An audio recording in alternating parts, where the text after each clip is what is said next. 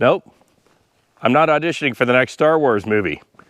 These are my work gloves. Today, we're going to talk about different types of skins or materials used in work gloves safety ratings, ANSI and EN, and I'm going to show you my lineup for winter 2022. My name is Gord Potter, and you're watching GP Outdoors.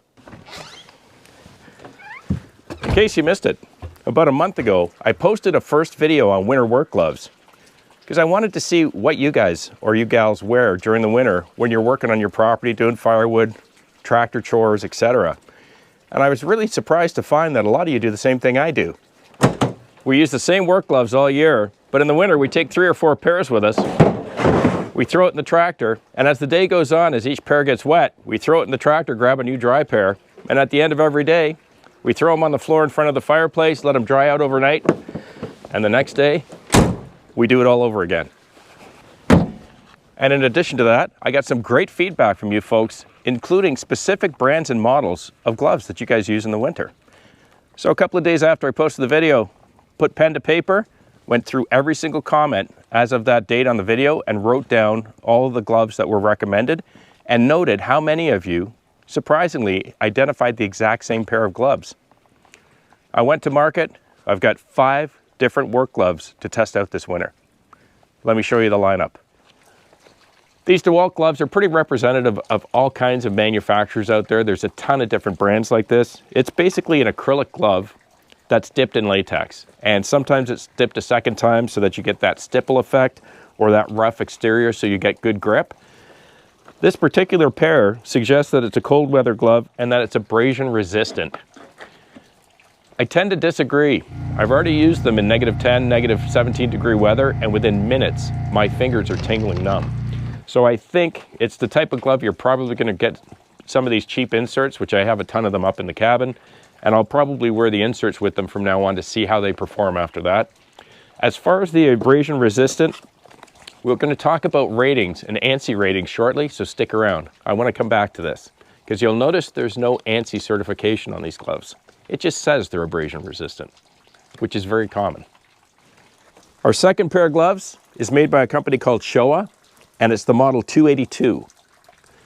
Numerous subscribers recommended this exact glove, and several of you said you use them for ice fishing. It's a fully waterproof glove. It in fact meets a number of different European standards for safety, including cold weather and waterproofing. This glove claims to be good to -60 degrees Celsius. That's pretty cold. I mean, our temperatures here probably have barely ever hit -40, so -60 has got to be pretty cold. It's a waterproof glove. Again, it's a nylon polyurethane type dip, dipped twice. It's got a nice rough exterior in the palm and the finger area for grip, and it's lined. It's not Thinsulate. It's kind of more of a felt lining. I'm not quite sure how warm it's going to keep my hands, but we'll see. Our third pair of gloves comes from Watson Glove right here in Canada. It's their Scapegoat brand, and this particular pair is model 9545. It's what I'd consider a general, all-around cold weather work glove. It has top grain goat skin, 3M Thinsulate lining. It's not waterproof or water resistant, but it does meet several certifications for ANSI and European protection standards for work gloves. Our fourth pair of gloves also comes from Watson Gloves right here in Canada. This is what they call their Commander series of work gloves. It's model 9585, and as you can see, these gloves mean business. There's a number of unique features in these gloves. First thing is that the entire glove, with the exception of these suede reinforcements, is made out of synthetic materials. And I'm sure you couldn't help but notice these big, what appear to be rubber materials on the backs of the fingers and the back of the hand. It's in fact a DuPont chemical called D30, and it's designed and it's there for a specific reason. This glove meets the highest ANSI standard for impact protection. I'm sure if you've been splitting wood for a long time, you've had occasion like I have where you're fighting with a round on that splitter table, your hand slips, and you smack the back of your hand or your finger on that 1-inch steel wedge. And it hurts like the dickens. Usually you end up with a big blister because you've broken a vessel or a large bruise on the back of your hand. And it's actually lined. It's a microfleece lining, and you'll see it's unique in that it has little aluminum dots embedded in the lining to help reflect heat back to your hand. In addition to that, there's what they call a breathable barrier, which provides water resistance, not waterproofing, but water resistance to keep your hands dry in wet conditions.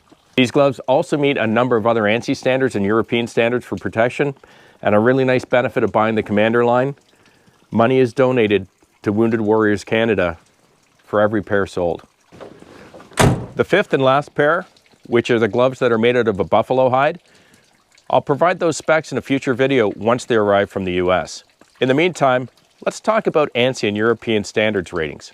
So you may already be pretty familiar with ANSI standards as it pertains to work gloves, especially if you work in a specific industry such as welding or fabrication, or you work for an electric or a natural gas utility, or you're in construction or those types of things, because generally the work gloves that you're given or you're required to wear have to meet certain standards, ANSI standards or EN standards.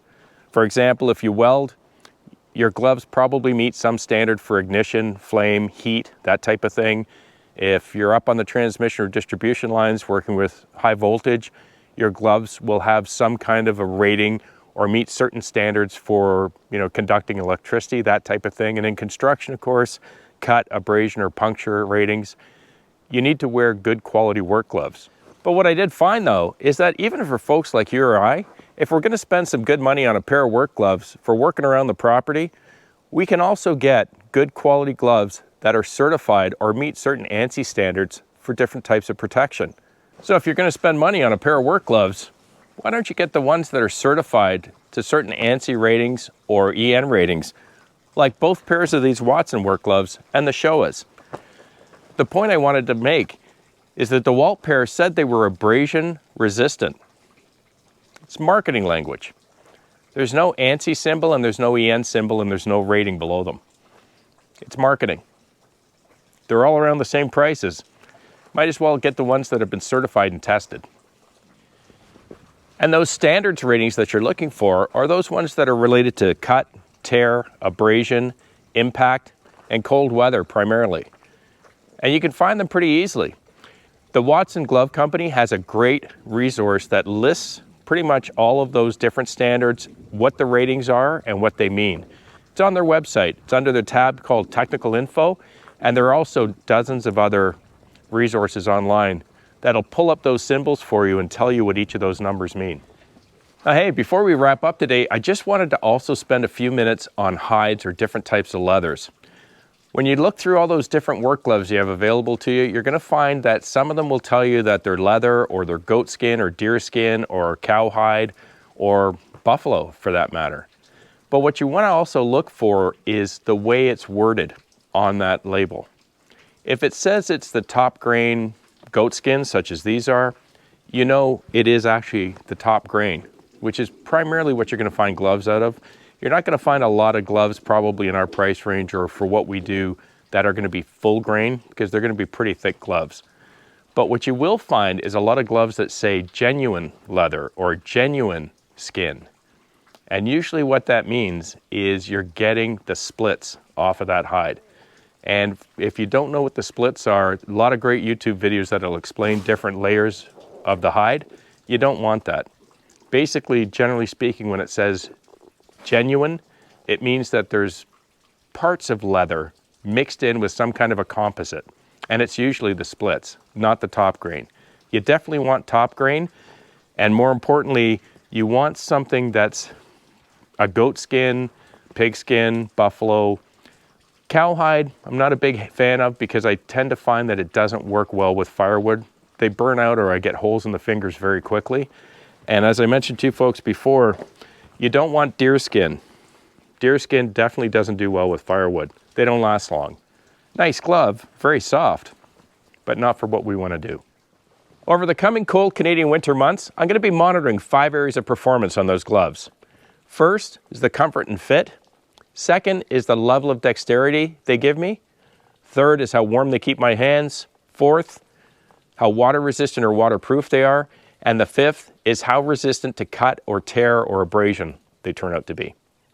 I'll keep you updated throughout the winter. I hope you enjoyed the video today, or at least found it informative or a little bit helpful. If you like the channel, please click subscribe, hit the like button. And if you want to know when I'm posting more videos, just click that little bell. Have a wonderful week with your families. Please be kind to one another. and I'll see you right here on GP Outdoors. Cheers.